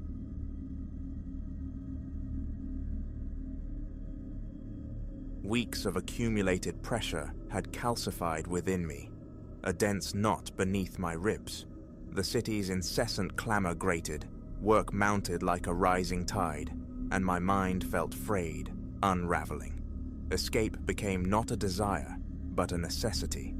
I found sanctuary, or hoped to, in a rented cabin nestled deep in the woods, an hour's drive from the quietude of Havenwood, Vermont. A familiar place, compact, timber-framed, perched beside the glassy stillness of a lake.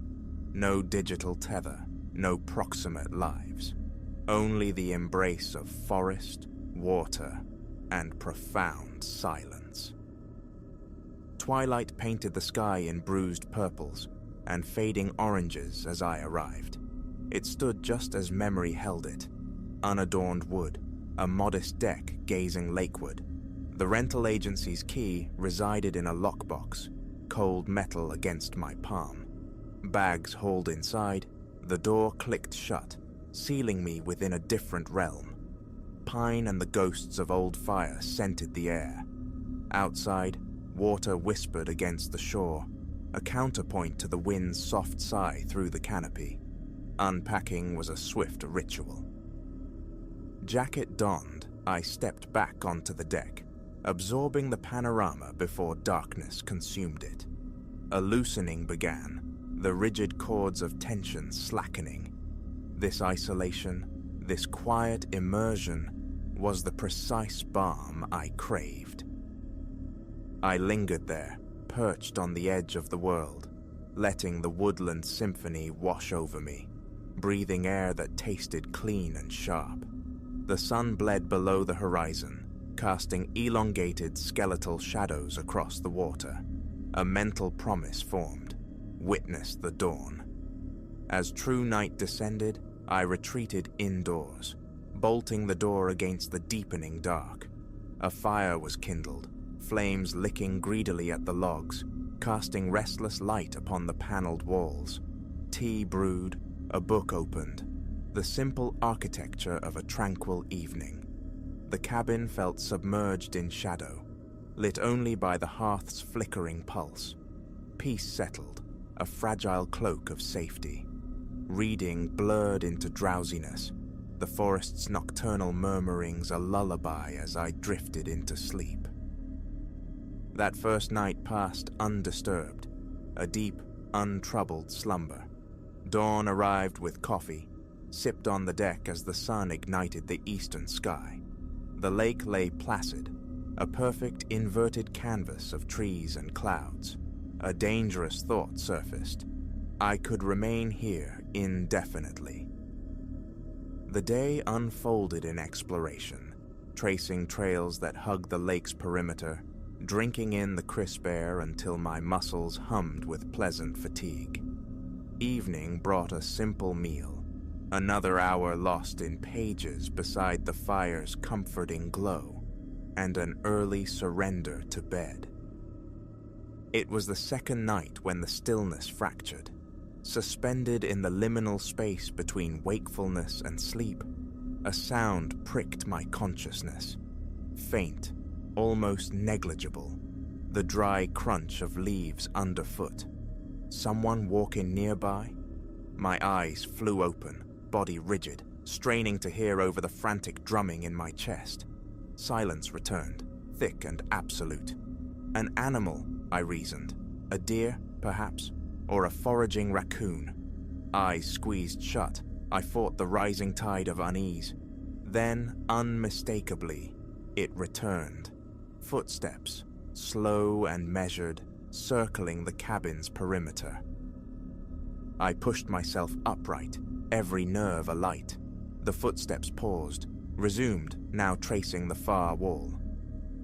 Barefoot, silent, I crept to the window, peering into the ink-black void beyond the glass. Only trees, rendered as monolithic shapes, and deeper pools of shadow met my gaze.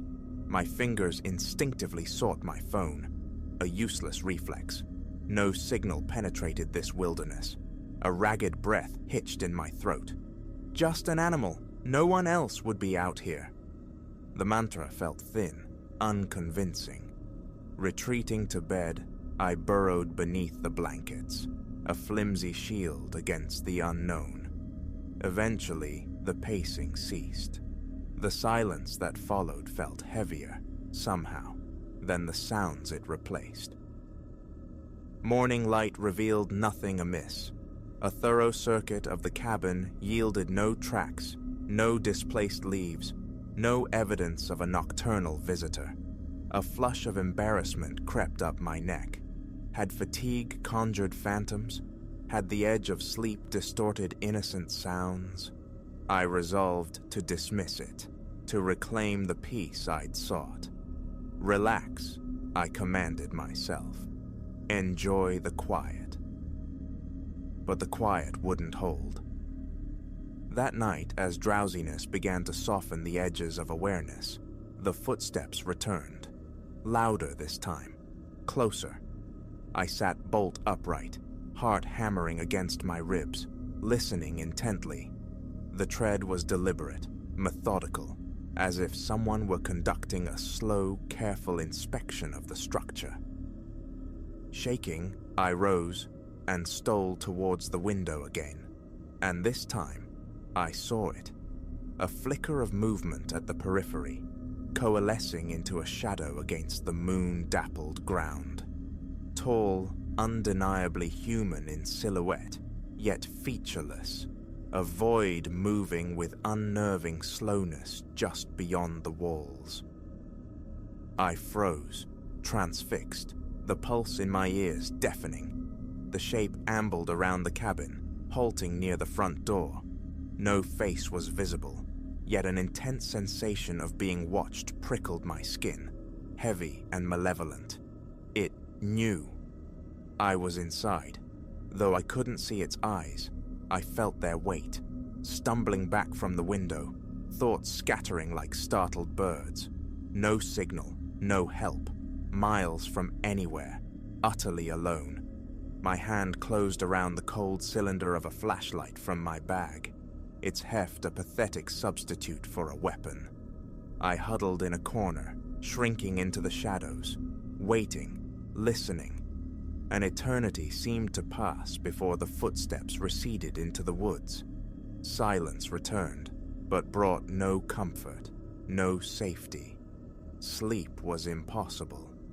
I spent the remaining hours in darkness, eyes darting towards the windows, anticipating the return of that tenebrous form.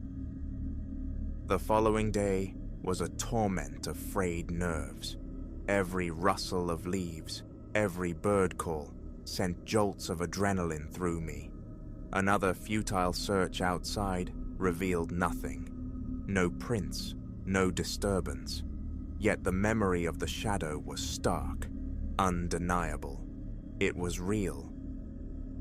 That night, sleep was not even attempted. I sat fully dressed in the main room, every lamp blazing defiantly against the encroaching darkness, the flashlight clutched tight. Imagination, I chanted internally. Paranoia. The words felt hollow. Around midnight, the familiar cadence began anew. Footsteps, louder still, possessed of a chilling deliberateness. The figure circled, pausing at each window, a dark shape looming momentarily against the glass before moving on. Then came a new sound, tapping, soft, rhythmic, almost polite, against the window pane nearest me. Tap, tap, tap, like a visitor seeking entry. Bile rose in my throat. The flashlight felt slick in my sweaty grip. I remained motionless, scarcely breathing. The tapping migrated, window by window, slow, patient, as if it possessed all the time in the world. Then, abrupt silence, a stillness so profound it pressed against my eardrums. I waited, coiled tight, listening with an intensity that strained my senses. And from the threshold, just beyond the thin wood of the front door, a sound slid into the silence. A whisper, low and sibilant. "Let me in." Ice traced its way down my spine. I didn't move, didn't exhale. The whisper breathed again, closer, more insistent, seeming to emanate from the very grain of the door. "Let me in." I scrambled backward, stumbling, fetching up against the rough fabric of the couch, trying to make myself impossibly small. Trapped, cornered, the whisper intensified, sharpened with demand. "Let me in!" Something inside me snapped. Raw instinct took over. I launched myself towards the back door, fumbling with the lock, wrenching it open, and plunging into the absolute blackness of the woods. No thought, only flight. Branches clawed at my face. Roots threatened to trip my pounding feet. My lungs burned. I ran without direction, fueled by pure terror, away from the voice, away from the cabin. Ageless minutes, or perhaps hours later, I stumbled onto the gritty surface of a dirt road. I followed it, legs screaming, breath tearing through my throat, until twin beams cut through the darkness. Headlights, waving frantically, a primal plea for rescue. I saw the vehicle slow. A window lowered. A concerned face peered out. "Are you all right?" I remember little of my own words, only a torrent of fractured explanations about needing help, about being pursued. The driver, blessedly, didn't hesitate, ushering me into the warmth and light of the car. He drove me to the nearest town, to the sterile reassurance of a police station. They investigated, of course, returned to the cabin, found nothing. No footprints near the doors or windows, no signs of attempted entry. The official conclusion leaned towards an animal, a bear perhaps, magnified by panic, the voice a figment of a terrified mind. But I know the texture of that whisper. I know the cold certainty of its presence. And some nights, even now, safe in the supposed security of lit streets and locked doors, I hear it echo in the quiet corners of my mind, soft yet persistent. "Let me in."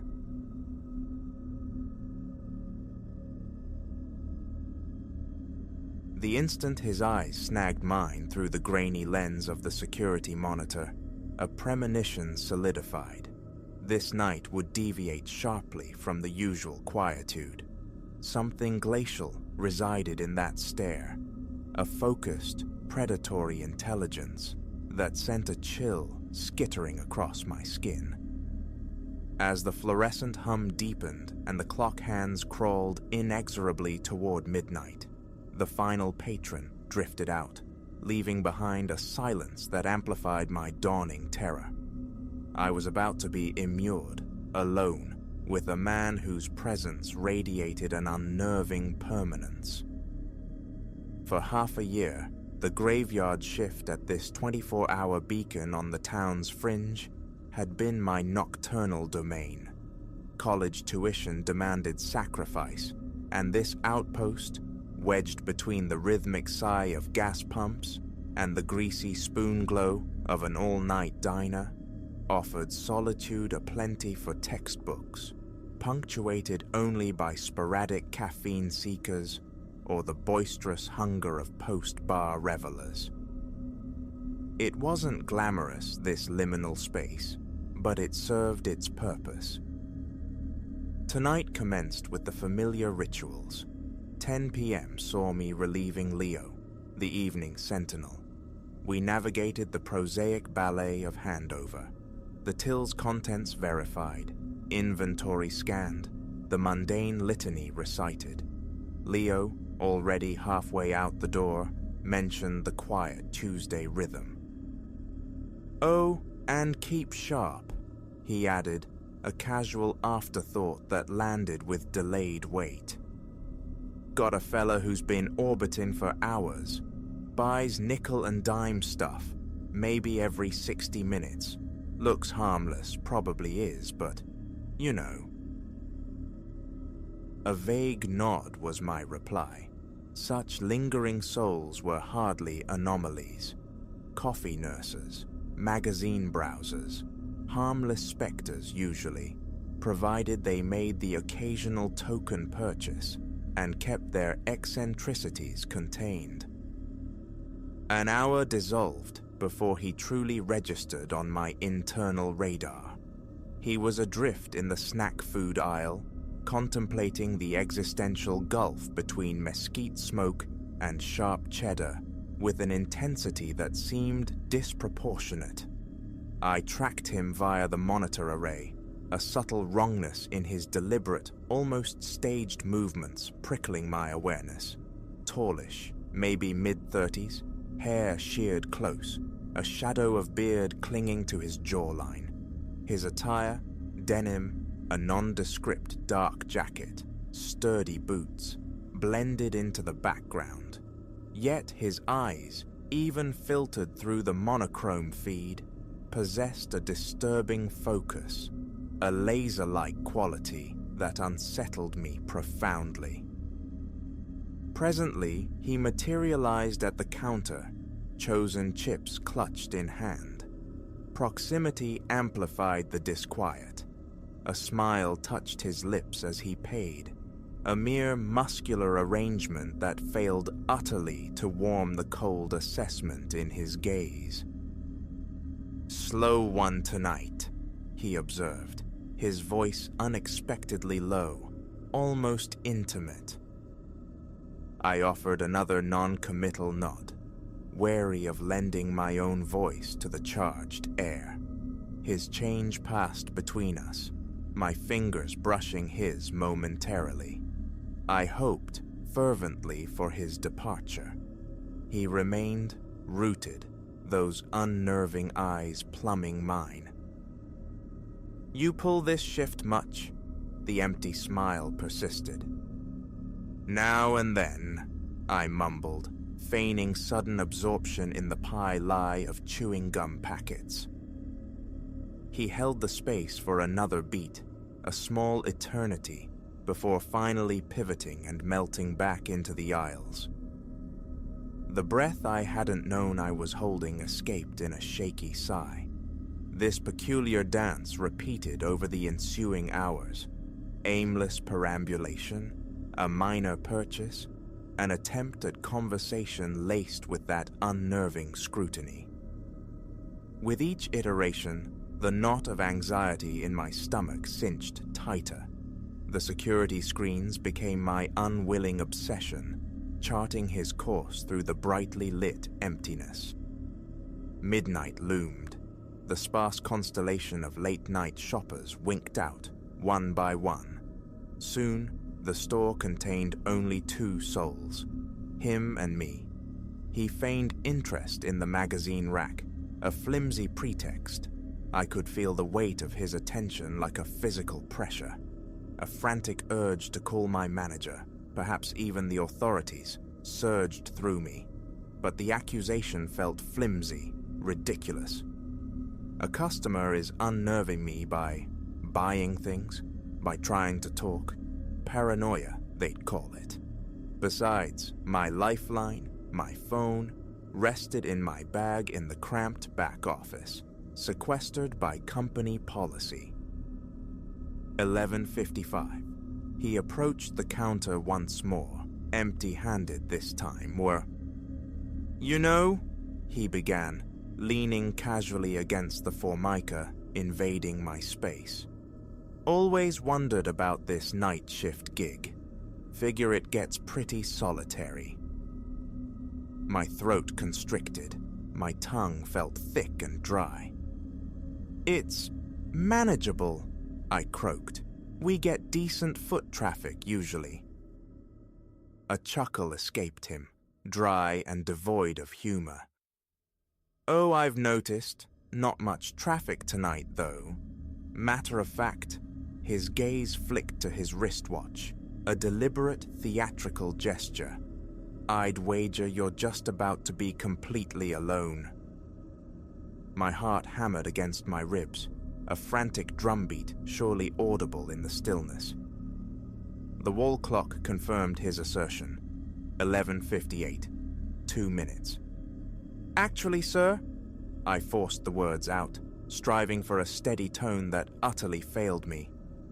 "We close in 2 minutes. I'll need you to complete any purchases now." His smile stretched, revealing an unnerving expanse of teeth.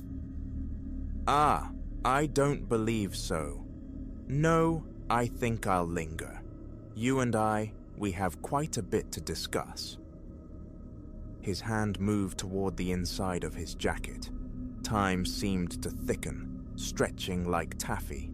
This was the moment, the culmination of my fear. A weapon, surely. My brief existence flashing before me, destined to end amidst aisles of processed food and lottery tickets. A victim of my own hesitancy, my failure to heed the primal warnings. But the object he produced wasn't steel. It was worn leather, flipping open to reveal polished metal. "Detective Astor, City Homicide," he stated, the shift in his entire being instantaneous and jarring. The cold smile vanished, supplanted by an expression of weary resolve. "Apologies, but I need you to lock these doors ahead of schedule. We've got a developing situation." I gaped, my thoughts scattering like startled birds. What?" He sighed, scrubbing a hand across his face, the gesture etching lines of fatigue around his eyes. "Sorry about the theatrics. We had credible information suggesting this location serves as a transfer point for a narcotics network. Needed eyes inside without raising flags. Confirmation just came through. We have to move now." As if summoned by his words, motion flickered beyond the glass doors. Unmarked sedans ghosted into the parking lot, disgorging figures clad in dark tactical gear, their movements swift and purposeful. "Hold on," I stammered, my voice trembling. "You mean this whole time?" Detective Astor gave a curt nod. "We've been observing the entire operation, not just your shift. Couldn't risk blowing cover until we had solid proof. Scaring you was regrettable, but necessary to maintain the facade for anyone else potentially watching." A sudden weakness invaded my legs. I clutched the counter for support. "So, what happens?" "Now," he said, his tone firm but not unkind. "You secure the premises. Then you accompany me downtown to provide a formal statement. We need anything you might have observed, suspicious patterns, unusual encounters during your employment here." Mechanically, I moved to lock the doors, my mind a maelstrom of confusion and retroactive fear.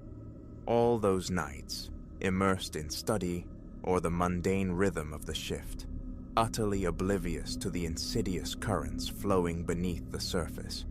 How long had this charade persisted? Had I been peripherally endangered, an unwitting pawn?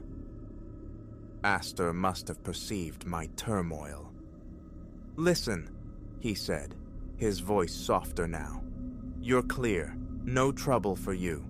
You're a witness, nothing more. We'll ensure your safety." Numbly, I nodded, trailing him out into the suddenly crowded lot, toward one of the waiting vehicles. As we pulled away, more police units swarmed the convenience store, bathing it in flashing blue and red light. A long night was unfurling for many. At the station, under the sterile fluorescent glare, I recounted months of ephemeral interactions, dredging up memories of odd transactions and vaguely unsettling patrons. The truth, when it emerged, was stark. The store owner, a man I'd encountered precisely once, orchestrated the entire network. The brightly lit aisles were merely stage dressing for a far darker enterprise. Dawn was painting the sky in bruised pastels when I finally reached home. Exhaustion pinned me to my bed, yet sleep remained elusive. The night replayed itself relentlessly. The creeping dread, the whiplash of relief, the staggering revelation. In the ensuing days, the story saturated local news. Yellow tape cordoned off the convenience store, a stark symbol of its abrupt demise. More interviews followed, culminating eventually in courtroom testimony. Night shifts became a relic of the past, the experience leaving behind a residue of hypervigilance, a tendency to scrutinize every lingering customer. Yet it imparted a crucial, visceral lesson in trusting intuition. That pervasive unease hadn't been imagined. Its source was merely misidentified. Years have passed, but the memory surfaces occasionally, a sharp reminder of proximity to genuine peril, not from the man playing a role, but from the unseen machinations I'd unknowingly facilitated. It underscores the hidden complexities beneath mundane surfaces, the potential dangers lurking just beyond perception. So, should you find yourself bathed in the late-night glow of a corner store, offer a thought to the solitary figure behind the counter. You can never truly know the unseen dramas unfolding. And if a feeling whispers caution, listen intently. That subtle frequency might be the most important signal you ever receive.